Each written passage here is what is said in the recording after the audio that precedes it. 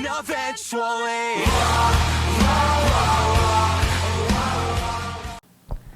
하나님께서 오늘 우리에게 주신 말씀은 디모데전서 3장 14절부터 16절 말씀입니다. 말씀을 봉독하겠습니다.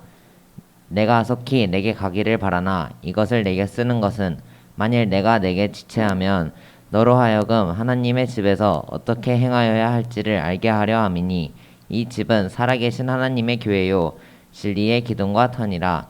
크도다 경건의 비밀이여 그렇지 않다 하느니 없도다.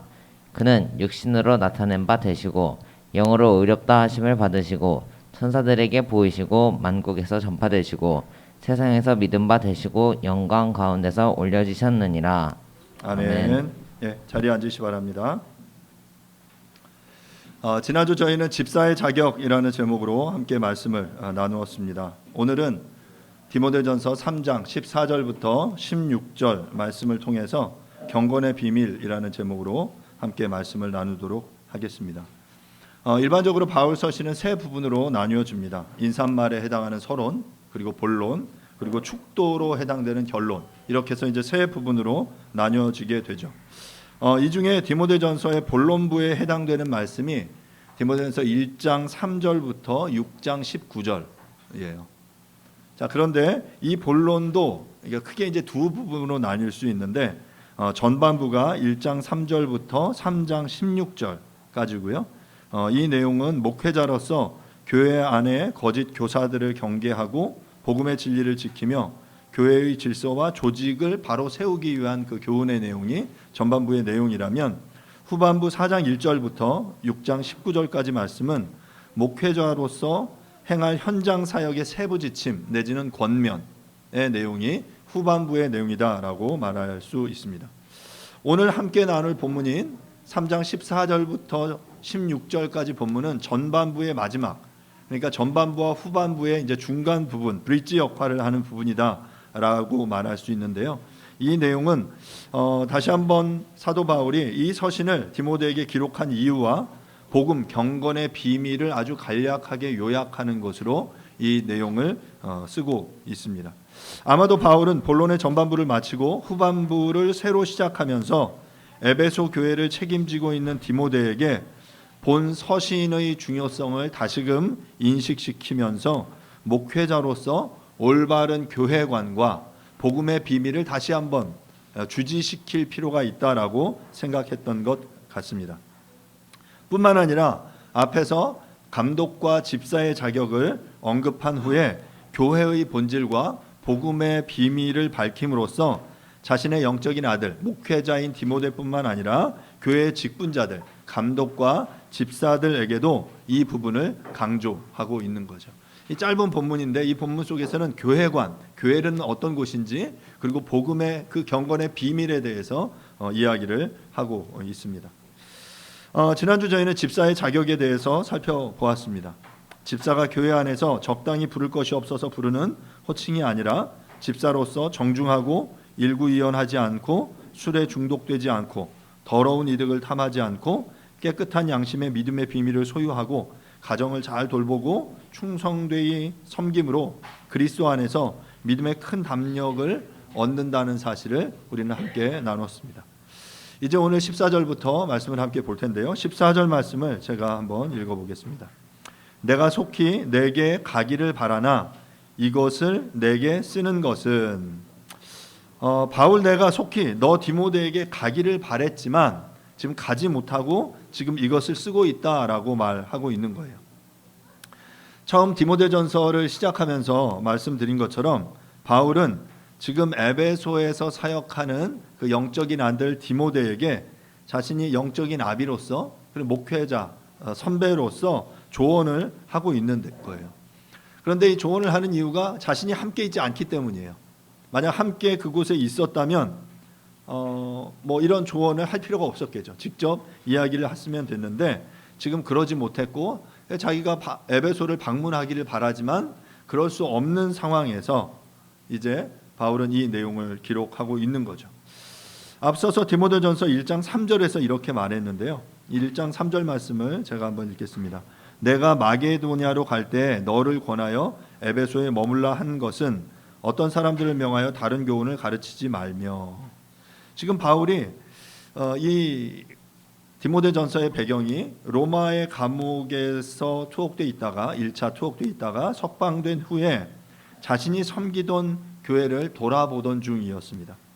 그래서 에베소에 들러서 그곳에 오래 있기를 원했지만 그럴 수 없었고 이제 그 3절에서 1장 3절에서 말한 것처럼 마게도냐로 떠나가는 상황이었어요. 그때 그러면서 자기는 떠나면서 이 에베소의 상황이 너무 중요한, 지정학적으로도 중요한 교회고 그리고 이 지금 시기적으로도 너무 지도자가 필요했기 때문에 자기는 있을 수 없고 디모데를 남겨두었다라고 말하고 있는 거죠.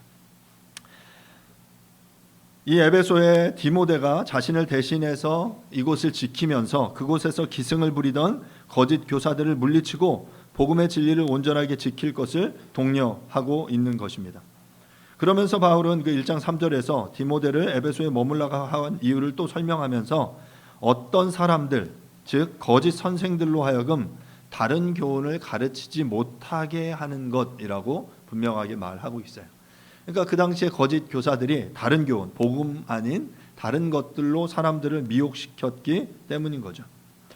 이처럼 바울은 자신이 오랫동안 사역했던 에베소, 이 교회에 대한 그 애정이 있었어요. 오래 있었기 때문에 그곳에서 어떤 사람들도 많이 잘 알고 있었고 또 그곳의 어떤 상황에 대해서 다른 교회보다 아마 더 잘 알고 있었으리라 생각이 됩니다. 하지만 그럴 수 없었기 때문에 디모데를 머물게 했고 그에게 이 편지를 쓰고 있는 것입니다. 지금 한번 돌아보면서 생각을 한다면 만약 바울이 계획대로 에베소에 머물 수 있었다면, 갈 수 있었다면 이 디모데 전후서는 기록되지 않았을 거예요. 그렇죠? 그런 면에서 볼 때 하나님께서는 당시 바울을 둘러싼 적대적인 환경까지도 사용하심으로 지금 우리에게 교회의 운영과 관련된 중요한 지침을 주는 교훈을 남겨주신 것이죠. 그러니까 지금 에베소 상황에 있어서는 뭐 당시로 보면 바울이 직접 와서 함께 목회하는 것이 더 좋았을지 모르지만 하지만 그럴 수 없는 상황이었기 때문에 디모데가 갔고 디모데에게 이 서신이 전달되었기에 이 기록된 서신이 지금도 유효하게 목회 서신이라는 이름으로 우리에게 전달되고 있다라는 것입니다. 자, 그러면 지금 이것을 너에게 쓴다라고 말하는데 그럼 그 내용이 무엇인지 15절과 16절 말씀을 보도록 하겠습니다. 15절입니다. 만일 내가 지체하면 너로 하여금 하나님의 집에서 어떻게 행하여야 할지를 알게 하려 함이니 이 집은 살아계신 하나님의 교회요 진리의 기둥과 터니라. 본문에서 유추할 수 있는 것은 바울이 에베소에 다시금 돌아갈 것을 약속했으나 가지 못했다라는 것입니다. 내가 지체하면 쓴다. 근데 지금 썼거든요. 그러니까 지체했고 제대로 갈 수 없었던 상황이었다라는 것이죠. 기록 목적은 목회자인 디모데로 하여금 하나님의 집에서, 이 하나님의 집 무엇입니까? 교회죠. 하나님의 집인 이 교회에서 어떻게 목회자로서 행해야 하는지를 알게 하기 위해서였다라고 15절은 분명하게 이야기하고 있어요. 아마도 바울은 디모데를 옆에 두고 이 하나님의 집, 하나님의 교회를 어떻게 섬기고 다스려야 하는지, 어떤 가르침을 주어야 하는지, 복음의 비밀이 무엇인지 더 잘 자세하게 알려주고 싶었겠죠. 이렇게 멘토링을 하면서 더 시간을 두고, 그런데 그럴 수 있는 시간이 없었고 떠나보내야만 했습니다. 그렇기 때문에 그에게 지금 서신으로 지침을 주고 있는 거예요. 그러면서 하나님의 집에 대해서 교회의 본질을 설명하면서 바로 그 하나님의 집이 살아계신 하나님의 교회요 진리의 기둥과 터다라고 구체적으로 말하고 있는 것입니다. 자, 그러면 지금 이 15절은 그 교회론, 교회가 어떤 곳인지에 대해서 설명하는 것인데요. 간단하게 좀 보면 첫 번째로 바울은 교회를 설명하면서 15절 하나님의 집이다라고 말하고 있습니다. 여기서 하나님의 집이라는 헬라어 표현은 오이코데우예요. 이 데우는 하나님이라는 뜻이거든요. 데오스, 하나님. 그리고 오이코는 집, 가족을 의미하는 그런 표현입니다. 앞서서 이미 그 디모데전서 3장에서 집이라는 표현이 3번 사용됩니다. 그러니까 15절까지 하면 이제 4번이 사용되는데요. 4절에 보면 그 감독의 자격을 이야기하면서 자기 집을 잘 다스려, 5절에 자기 집을 잘 다스릴 줄 알지 못하면, 12절에 집사들은 한 아내의 남편이 되어 자녀와 자기 집을 잘 다스리는 자일지니라고 표현하고 있어요. 그러니까 지금 이 자기 집이라고 말한 이 표현이 다 오이코라는 그런 표현이거든요. 그러니까 집으로 번역된 그런 표현이죠. 자, 그런데 3장 4절, 5절, 12절에서 반복적으로 사용된 오이코스, 이 자기 집이라는 표현은 일관되게 가족이라는 개념 속에서 집이라는 표현을 쓰고 있는 거예요. 자기 집을 잘 다스려라 라고 말할 때 이것은 어떤 건물로서의 집을 잘 관리한다라는 의미보다는 그 오이코스, 그 집을 이루고 있는 구성원들, 가족들을 잘 다스려라, 잘 보살펴라 라는 의미인 것이죠. 마찬가지로 그러면 동일한 이 오이코스 데우라는 이 표현이, 그럼 이 오이코라는 이 표현이 어떤 건물로서의 교회냐 아니면 가족으로서의 교회냐라고 볼 때 이 3장의 문맥 속에서 본다면 이 하나님의 집인 이 집도 마찬가지로 이 가족에 해당되는 표현이다라고 볼 수 있는 것이죠. 그러니까 그 교회는 건물이 아니라 하나님 한 분을 아버지로 모시고 다른 그리스도인들과 함께 영적인 가족 관계를 이루어 하나님의 나라를 이루어가는 모임 공동체, 바로 그것이 하나님의 집, 하나님의 교회, 하나님의 가족이다라는 의미인 것이죠. 바울은 이렇게 교회를 집으로 비유하고 있는데 그런 이유는 바로 이 집이 주고 있는 그런 어떤 그 이미지가 있기 때문이죠. 집이란 질서 정연한 곳이기 때문입니다. 여러분, 집을 짓기 위해서 어떤 과정을 거쳐야 하는지 아시죠? 여기 다 전문가들이 몇 분이 계시기 때문에 제가 간단하게 이야기하면, 땅을 사서 도면을 그리고 거기에 이제 순서대로 공정에 맞춰서 공사를 진행해 나가야 하는 거죠. 질서를 지키지 않으면, 그 도면대로 공사하지 않으면 뭔가 이 어긋나게 되고 이 집이 부실해지고 결국엔 천정과 벽면이 아니면 이 벽과 벽이 서로 제대로 맞지 않아서 이상한 모습이 될지도 모릅니다. 그리고 그것이 기초가 제대로 튼튼하게 세워지지 않으면 그 건물이 문제가 생기고 무너지게 될지도 모르는 거죠. 하지만 든든한 기초이신 그리스도 위에 기둥이 세워지고 벽면과 청장과 이 모든 구조들이 질서에 맞게 연결되어질 때에야 비로소 튼튼하고 아름다운 집이 만들어지게 되는 것입니다. 이처럼 하나님의 교회는 모든 지체들이 합심하여 자신의 직분을 잘 감당할 때 건강하고 아름답게 세워지는 것이다. 그래서 그것을 집으로 비유를 하고 있는 거예요. 그리고 우리는 그 집이고 그 집의 각 지체들, 구조들이다라고 말하고 있는 거죠. 그러면서 바울은 이어서 또 하나님의 집에 이어서 교회를 설명하면서 이 집은 뭐라고 말하냐면 바로 하나님의 집이 바로 이 집이죠. 이 집은 살아계신 하나님의 교회다라고 말하고 있어요. 살아계신 하나님의 교회, 에클레시아 데우 존토스라는 표현인데요. 에클레시아가 교회고 데우 하나님, 존토스는 살아계신이라는 표현이에요. 그러니까 살아계신 교회. 바울은 이 집을 살아계신 하나님의 집이다라고 표현하고 있는데 성경은 일관되게 하나님을 설명하면서 생명 없는 죽은 하나님이 아니라 살아계신 하나님이다라고 말하고 있습니다. 이는 성경 전체에서 일관되게 하나님을 표현하는 것으로 특히 이방의 우상들이 생명이 없는 존재로 표현되는 것과는 대조적인 그런 표현입니다. 특별히 예레미야 10장 10절에 보면 이렇게 말합니다. 오직 하나님은 참 하나님이시오 살아계신 하나님이시오 영원한 왕이시라. 그 진노하심에 땅이 진동하며 그 분노하심을 이방이 능히 당하지 못하느니라. 또한 마태복음 16장 16절에서 베드로가 이렇게 말하죠. 시몬 베드로가 대답하여 이르되 주는 그리스도시요 살아계신 하나님의 아들이시니이다. 구약의 선지자 예레미야나 예수님의 수제자 베드로의 신앙 고백을 통해서 보듯이 우리의 기독교는 죽은 우상, 죽은 신을 섬기는 그런 종교가 아니라 살아계신 하나님을 섬기는 공동체다라는 사실입니다. 믿지 않는 이들, 이방인들이 구원을 받는다는 것은 바로 자신이 주인 되었던 삶에서 돌이켜서 이제 그 살아계신 하나님을 섬기는 것이죠.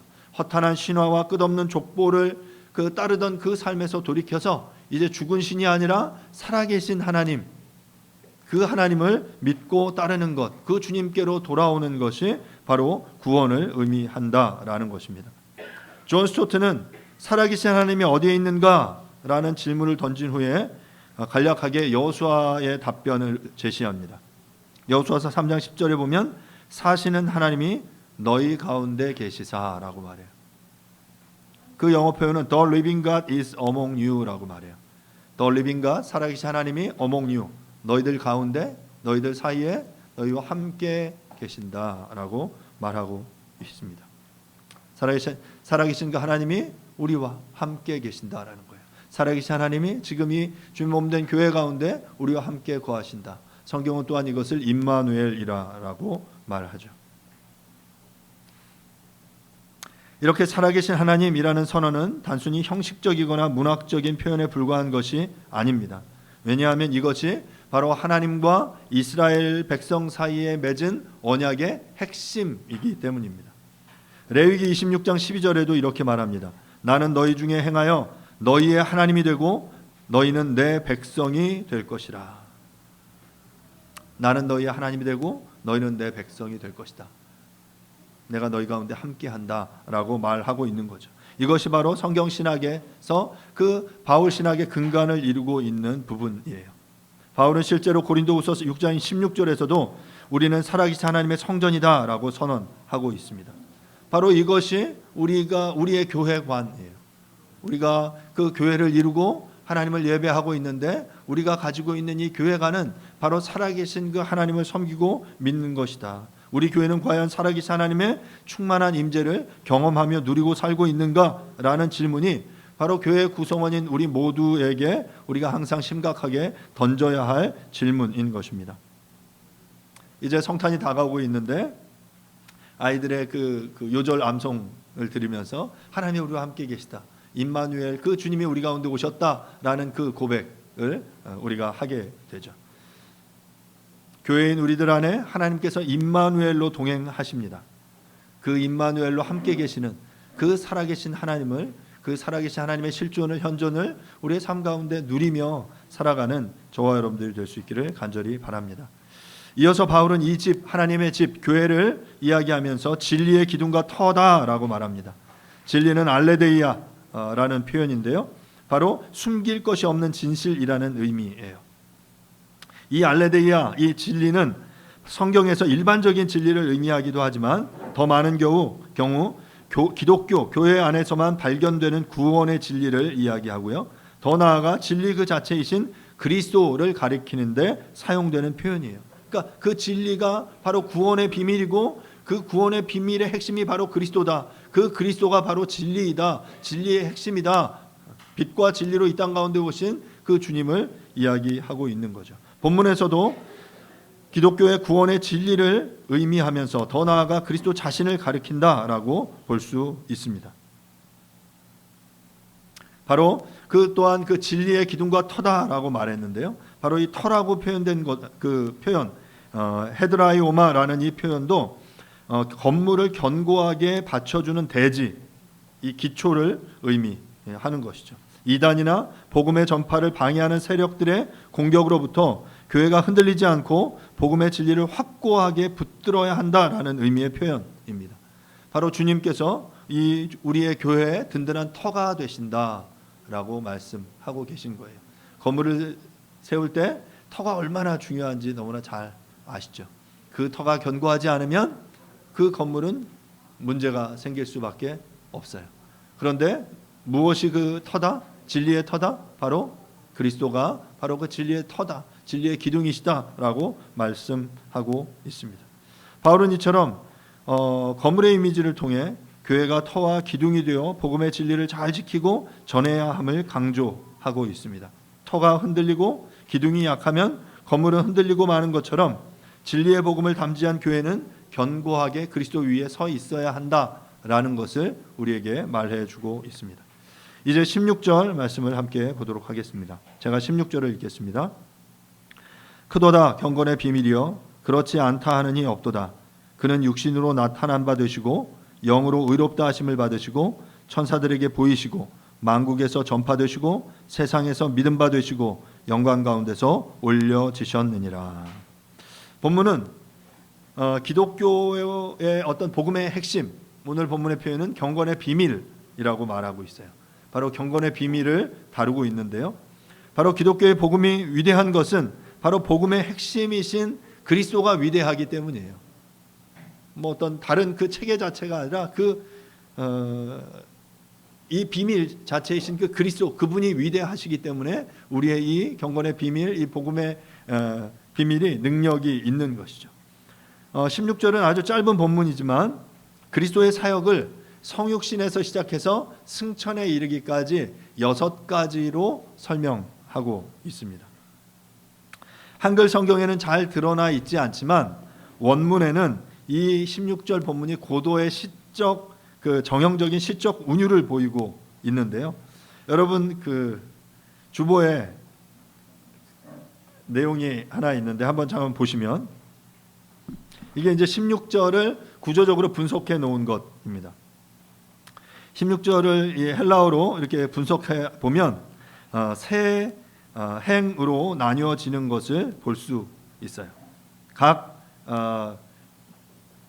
부분이 A와 A 프라임, B와 B 프라임, C와 C 프라임으로 나뉘어지고요. 각 절에 각 행에 등장하는 동사들은 모두 다 헬라어로 보면 직설법 3인칭 단수 부정과거 수동태, 굉장히 복잡하죠. 그런데 여러분들이 아마 그 옆에 헬라어 자체는 못 읽으셔도 그 옆에 헬라어를 한글로 번역하는 발음을 써놓은 게 있는데 그 발음을 써놓은 것에 반복되이 등장하는 그 표현이 보이시나요?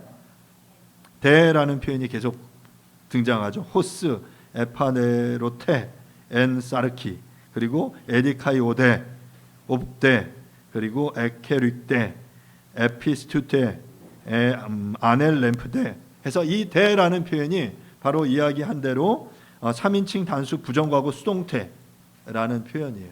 그래서 이 동일한 이런 표현들이 이제 반복되면서 지금 굉장히 정형적인 운율을 가지고 지금 이 비밀, 복음의 비밀을 설명하고 있는 것입니다.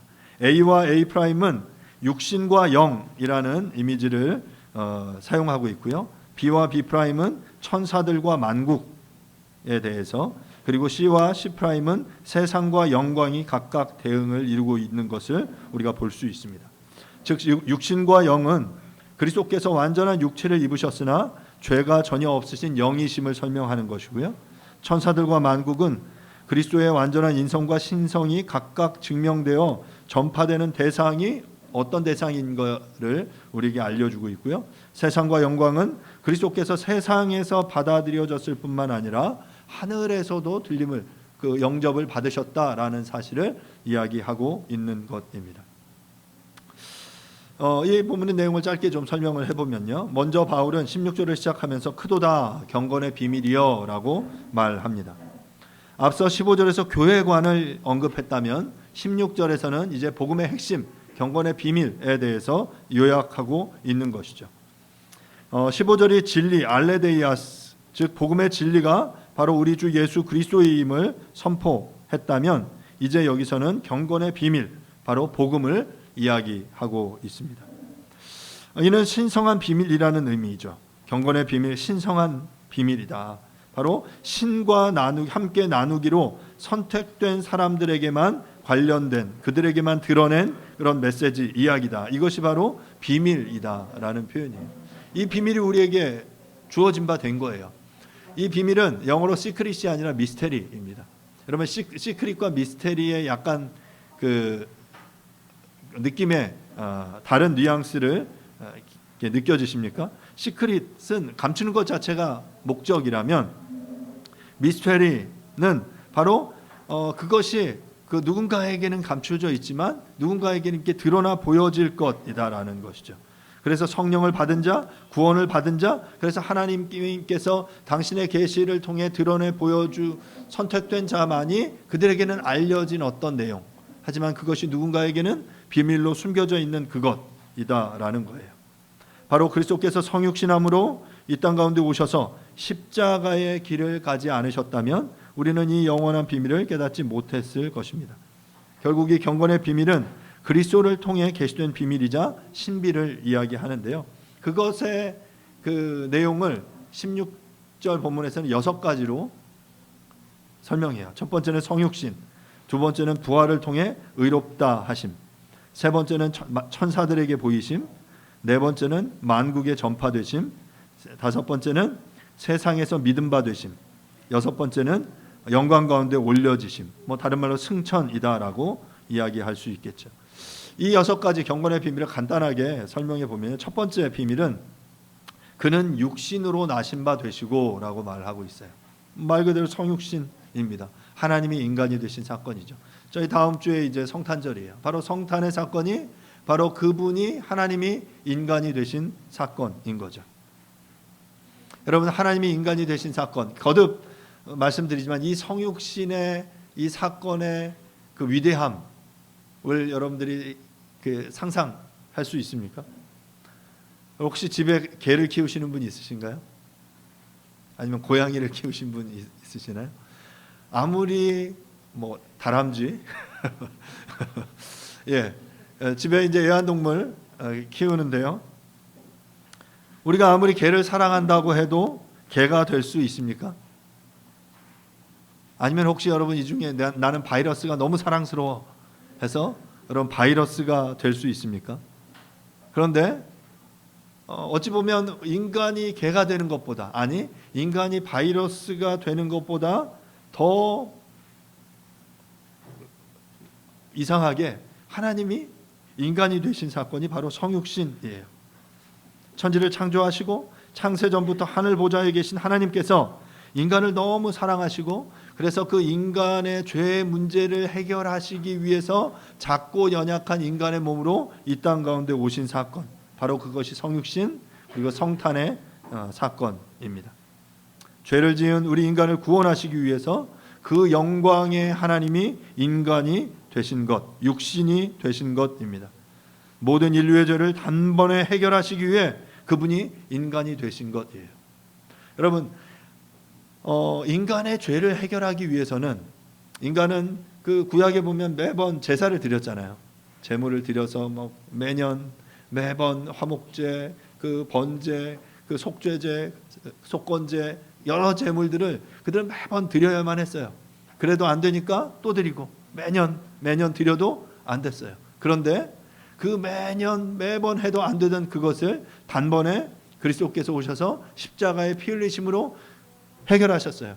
그래서 우리는 더 이상 번제를 드리지 않잖아요. 제사를 드리지 않아도 되잖아요. 더 이상 피 흘리지 않아도 그리스도의 한 번의 피로 이 구원을, 속죄를 이루어냈잖아요. 여러분, 이렇게 엄청난 그 능력, 엄청난 이 그 파급력이 나타나기 위해서는 바로 그 하나님이 인간이 되셔야만 했던 거예요. 전에 한번 그런 설명 드린 적이 있는데, 여러분 수력발전 그 댐에 가시면 수력발전을 할 때 수력발전이 원활하게 이루어지려면 어떤 조건들이 만족돼야 되냐면, 일반적으로 수량과 낙차가 있어야 합니다. 수량이 많아야 되고요. 그리고 그 댐의 낙차가 커야 돼요. 높은 데서 이렇게 물이 떨어져야 그 낙차를 이용해서 수력 발전이 돌아가는 거죠. 거기서 에너지가 나오는 거예요. 그런데 바로 하나님이 인간이 되셨어요. 저 높은 저 위치에 계신, 도저히 상상할 수 없는 그 능력을 가진 그 하나님이 이 땅에 가장 낮고 천한 인간의 몸으로 내려오셨을 때 바로 그 안에 놀라운 능력이 나타나는 거죠. 그 단번에 그분이 오심으로, 그분이 십자가에 달려 죽으심으로 단번에 온 인류의 죄를 모두 다 해결하고도 남을 만한 그 하나님의 크신 사랑이 우리에게 부어진 바 되었다라는 것입니다. 엄청난 양의 물이 엄청난 높이에서 떨어질 때 엄청난 에너지를 방출시키는 것처럼 그분이 보여주신 낙차는 그 누구도 흉내낼 수 없는 것이었습니다. 바로 하늘의 하나님이 인간의 자리로 내려오심으로 우리를 구원하신 것입니다. 바로 그것이 큰 비밀이에요. 바로 그것이 큰 경건의, 위대한 경건의 비밀인 것입니다. 두 번째로 비비는 영으로 의롭다 하심을 받으시고라고 말합니다. 이는 성령으로 말미암아 다시 살아났다, 의롭다함을 받았다라는 이야기인데요. 예수님의 육신이 성령으로 말미암아 다시 살아나게 됐다라는 말은 로마서 8장 11절에서 이렇게 말하고 있는데요. 예수를 죽은 자 가운데서 살리신 이의 영이 너희 안에 거하시면 그리스도 예수를 죽은 자 가운데서 살리신 이가 너희 안에 거하시는 그의 영으로 말미암아 너희 죽을 몸도 살리시리라. 즉 예수를 죽은 자 가운데서 살리신 이의 영은 바로 성령을 의미합니다. 예수를 죽은 자 가운데서 살리신 이가 하나님이니까 이 하나님의 영이라면 바로 하나님의 성령을 의미하는 거죠. 제3위 되시는 영입니다. 성령이 예수님의 몸을 다시 살리셨는데 역시 우리도 다시 살리시겠다라는 것이에요. 그래서 우리에게 소망이 있는 거예요. 그리스도의 부활이 바로 우리의 모든 죄의 문제를 해결하면서 동시에 그 사망, 죽음 가운데 매여 있던 우리를 이제 때가 되면 그 성령께서 우리를 다시금 살려주시겠다라고 약속한 것이죠. 그러면 다시 본문 16절로 돌아와서 왜 다시 사는 것을 왜 의롭다 하는 것으로 표현했냐? 예수님이 죽고 마셨다면 그의 정당성이 드러나지 못하기 때문입니다. 그는 됐고 옳지만 의롭다 하는 것이 드러나지 않았을 거예요. 그냥 죽음으로 끝났다면. 하지만 주님께서 다시 살아나심으로 그 승리가 확정되는 거죠. 드러난 거예요. 그런데 그가 죽음에서 부활하심으로 다시 사심으로 그 승리가 선포된 것입니다. 이것에 대해서 요한복음 1장 16장 8절부터 10절은 이렇게 말합니다. 그가 와서 죄에 대하여 의에 대하여 심판에 대하여 세상을 책망하시리라.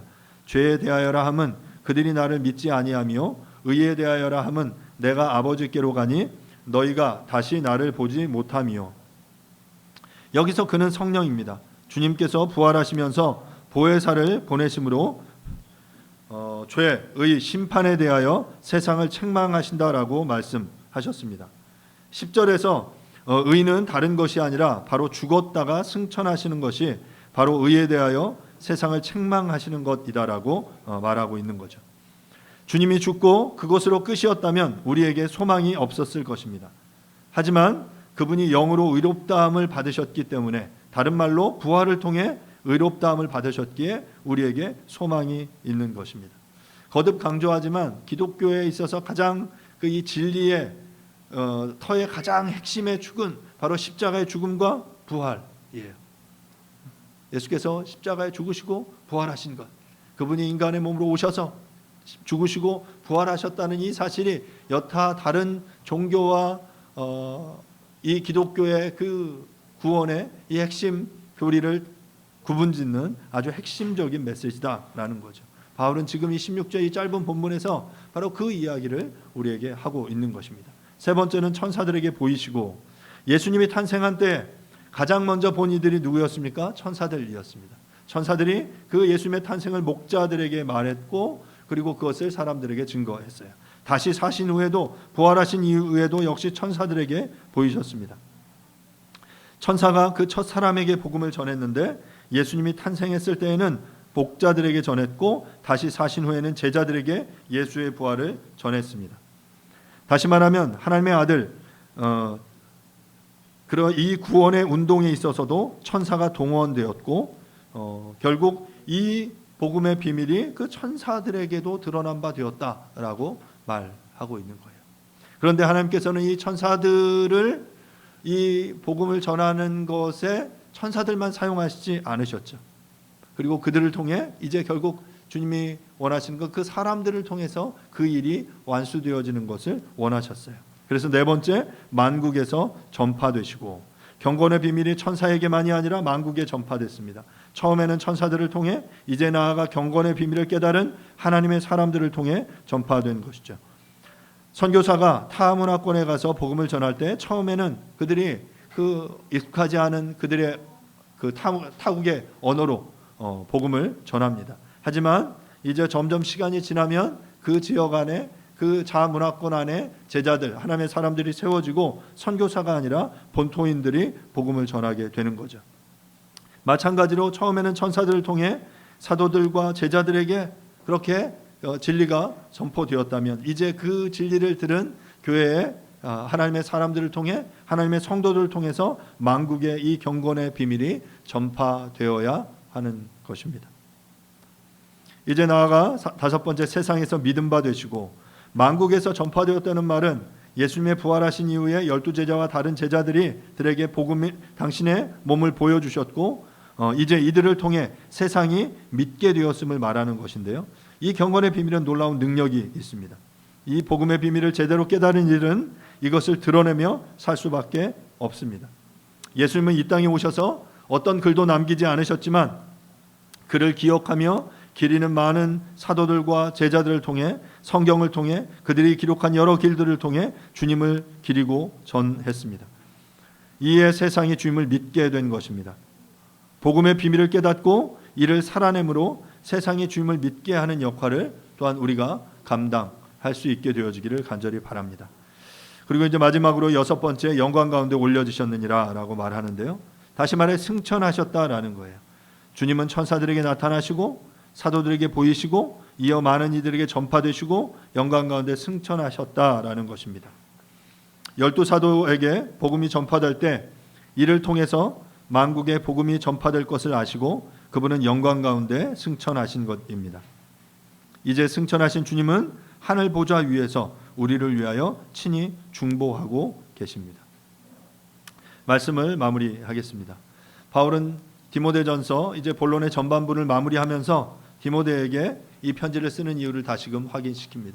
바로 그 교회관, 온전한 교회관을 갖추고 그 복음의 비밀을 새롭게 하라고 말하고 있죠. 15절에서 교회관이 어떠해야 하는지를 설명하면서 하나님의 집은 바로 살아계신 하나님의 교회요 진리의 기둥과 터다라고 설명했습니다. 살아계신 그 하나님의 그 교회 안에서 우리가 진리 안에 굳건히 세워져 가는 우리 모두가 될 수 있기를 간절히 바랍니다. 이어서 16절에서 크고 위대한 경건의 비밀을 설명하고 있죠. 복음의 핵심을 간략하게 정리하고 있습니다. 이것은 육신으로 나으신 바 되시고 성육신이고요. 영으로 의롭다 하심을 받으시고 바로 부활을 통해 의롭다 하심을 받으신 것. 천사들에게 보이시고 만국에서 전파되시고 세상에서 믿음 받으시고 영광 가운데 올려주셨음을 승천하셨음을 우리에게 말해 주고 있습니다. 이 위대한 경건의 비밀을 제대로 깨닫고 이해하고 누리는 저와 여러분들이 될 수 있기를 간절히 바랍니다. 주님의 탄생과 주님의 죽음과 부활 또한 이를 믿음으로 구원을 받게 되며 이것이 교회를 통해서 세상에 전파됨으로 주님이 영광 받으심을 기억하며 이 비밀에 동참하는 저와 여러분들 우리 모두가 될 수 있기를 간절히 바랍니다. 이 시간 함께 잠시 말씀을 생각하시면서 기도할 텐데요. 하나님, 이 경건의 비밀을 깨닫게 해주시고 우리가 그 살아계신 하나님의 이 진리의 터 위에 굳건하게 세워져가는 우리 모두가 되어줄 수 있도록 도와주십시오. 우리를 부르신 그 자리에서 각자 그 터 위에 그 자기 자리를 잘 찾아가면서 아름다운 건물을 하나님의 이 살아계신 이 집을 우리가 함께 이루어갈 수 있도록 그리고 그것을 통해서 하나님의 이 복음의 비밀이 경건의 비밀이 우리 가운데 더욱더 널리 전파될 수 있기를 위해서 이 시간 함께 잠시 조용하게 통성으로 한번 기도하도록 하겠습니다. 기도하겠습니다. 하나님 아버지, 은혜를 구합니다. 우리가 주님의 교회입니다. 교회를 통하여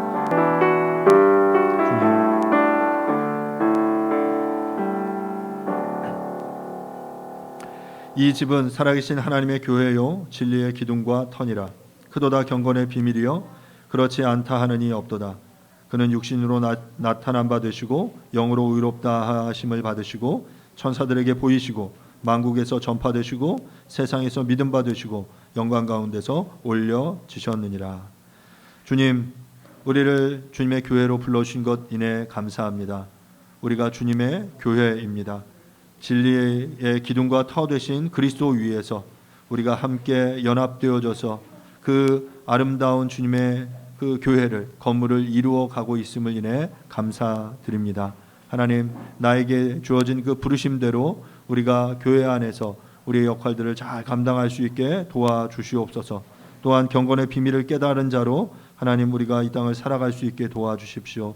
주님께서 육신 가운데 이 땅 가운데 오셔서 우리를 위하여 또한 복음을 전파하시고 또한 때가 되셔서 죽으시고 부활하시고 승천하셔서 하늘 보좌 우편에서 우리를 바라보고 계심을 우리로 기억하게 해주시고 우리가 우리에게 맡겨진 이 복음의 진리를 전함에 있어서 우리가 최선을 다하는 그러한 삶 살아낼 수 있도록 하나님 축복하여 주시옵소서.